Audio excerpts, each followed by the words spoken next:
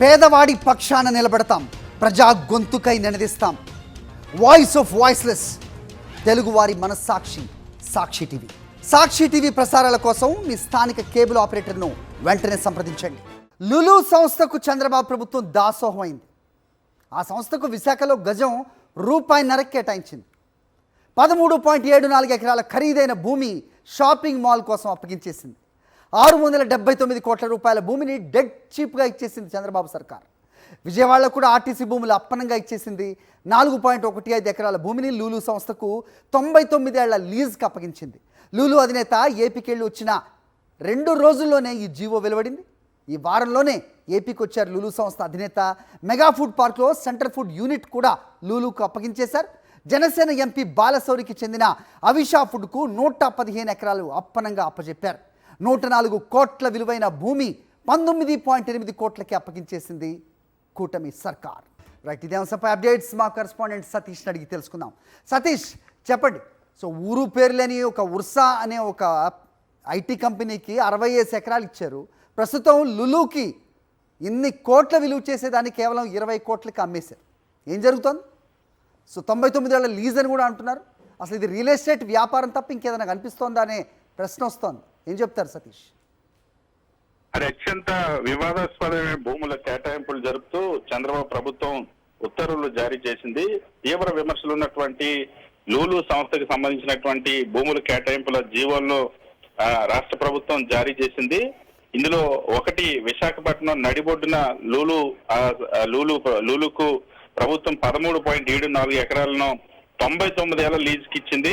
చదరపు అడుగు అంటే ఒక గజం ఎస్ఎఫ్టీ ₹1.5కే అప్పగించినటువంటి పరిస్థితి. ఇంకొక వైపు ఇదే లూలుకు సంబంధించి విజయవాడలో మొత్తం ఆర్టీసీ కార్మికులంతా వ్యతిరేకిస్తున్నా సరే 156 కోట్ల పెట్టుబడికి 600 కోట్ల విలువైనటువంటి భూమిని 4.15 ఎకరాల భూమిని అప్పగించింది. దీన్ని కూడా 99 ఏళ్ల లీజుకే అప్పగించింది. అయితే ఇందుకు 2 రోజుల కిందట లూలుకు సంబంధించిన అధినేత గత వారంలోనే ఈ వారంలోనే ఏపీకి వచ్చి వెళ్ళారు. వచ్చి వెళ్ళినటువంటి 2 రోజుల్లోనే ఈ ఉత్తర్వులు వెలువడి కావడం అనేది ఇప్పుడు తీవ్ర చర్చనీయాంశంగా మారింది. ముఖ్యంగా ఒక్కొక్క భూ కేటాయింపులు చూస్తే మరొక వైపు ఎంపీ బాలశౌరికి సంబంధించినటువంటి తనయుడి కంపెనీకి కూడా రాష్ట్ర ప్రభుత్వం జనసేన కోట తరఫున అవిషా ఫుడ్ కు 115 ఎకరాలు పందేరం చేసింది. 104 కోట్ల విలువైన భూమి ఉంటుంది మల్లవల్లి మెగా ఫుడ్ పార్క్ లో.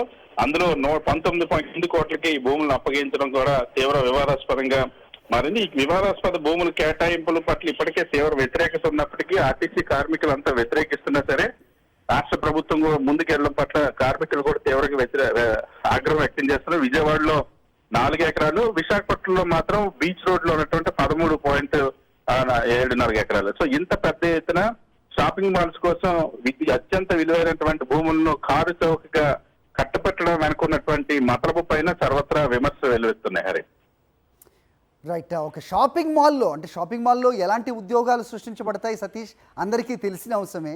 మరి అలాంటిది సో ఇన్నేసి కోట్ల విలువ చేసే భూమిని ఎంత అప్పన్నంగా అప్పచెప్పటం, వీళ్ళు విదేశాలకు వెళ్ళినా కానీ కేవలం అమరావతి అనే అంశం తప్ప సో మిగతాది ఏది కూడా పట్టించుకుపోవడం, అంటే రాష్ట్రం అంతా కూడా కేవలం అమరావతేనా అనే సందేహం కూడా వస్తోంది. ఖచ్చితంగా అమరావతిలో ఒక్కొక్క ఎకరాన్ని కేంద్ర ప్రభుత్వ సంస్థలకు ఇచ్చేటువంటి భూములు 4 కోట్లు 2 కోట్లు అధిక ధరకి ఇస్తున్నారు. అదే ఇతర ప్రాంతాలకు వచ్చేసరికి ఇప్పుడు విశాఖపట్నంలో అయితే మనం చూస్తున్నాము, అటు ఉర్సాకి అయితే ఊరు పోలు లేనటువంటి ఉర్సాకు అతి తక్కువ ధరకి ఇవ్వడం, టీచర్స్ కి 99 పైసలకి ఇవ్వడం. సో విశాఖ ఉన్నటువంటి భూములేమో అత్యంత తక్కువ ధరలకు ఇస్తున్న పరిస్థితి. అమరావతిలో మాత్రం ఎక్కువ ధర పెట్టి కొనాలంటున్న పరిస్థితి ఇక్కడికి ఎవరు రానటువంటి నేపథ్యంలో. సో ఇక్కడ ఒకవైపు అమరావతిలో కోట్ల అప్పులు చేసి పెట్టి అమరావతిలో నిర్మాణాల కోసం దాదాపుగా 2 లక్షల కోట్ల అప్పులు చేయడానికి సిద్ధమవుతున్న పరిస్థితి. రాష్ట్ర వ్యాప్తంగా ఉన్నటువంటి ప్రభుత్వ భూములన్నింటినీ కూడా ఇలా కేటాయింపులు జరగడం, అమ్మడం, కారు చౌకగా కట్టబెట్టినటువంటి పరిస్థితి. షాపింగ్ మాల్స్ పేరుతో షాపింగ్ మాల్ కోసం అత్యంత విలువైనటువంటి భూములను వాస్తవానికి విజయధరపురం ఆర్టీసీ డిపోని అక్కడ ఉన్నటువంటి కార్మికులంతా వ్యతిరేకిస్తున్నప్పుడు కూడా కార్మికులందరినీ వేరే చోటకి పంపించి గతంలో ఇదే విజయవాడలో విలువైనటువంటి భూముల అమ్మకానికి ప్రయత్నించినప్పుడు తీవ్ర వ్యతిరేకత వచ్చింది గత ప్రభుత్వంలో. ఇప్పుడు మళ్ళీ అదే తరహా పనికి రాష్ట్ర ప్రభుత్వం కోరుకుంది.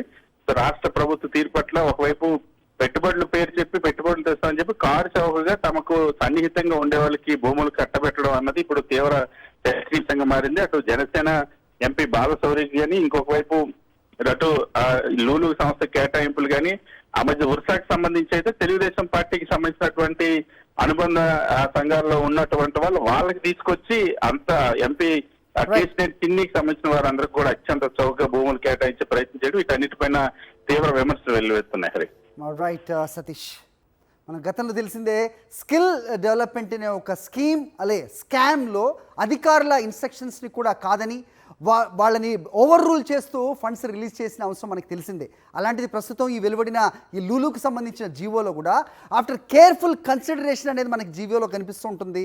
మరి 2 రోజుల్లోనే జీవో వెలువరించిన నేపథ్యంలో ఎంత కేర్ఫుల్గా దీన్ని కన్సిడర్ చేశారు, ఎవరికి అనుకూలంగా దీన్ని ఇష్యూ చేశారనేది రాబోయే రోజుల్లో తేలనుంది అనేది విశ్లేషకులు చెప్తున్న మాట.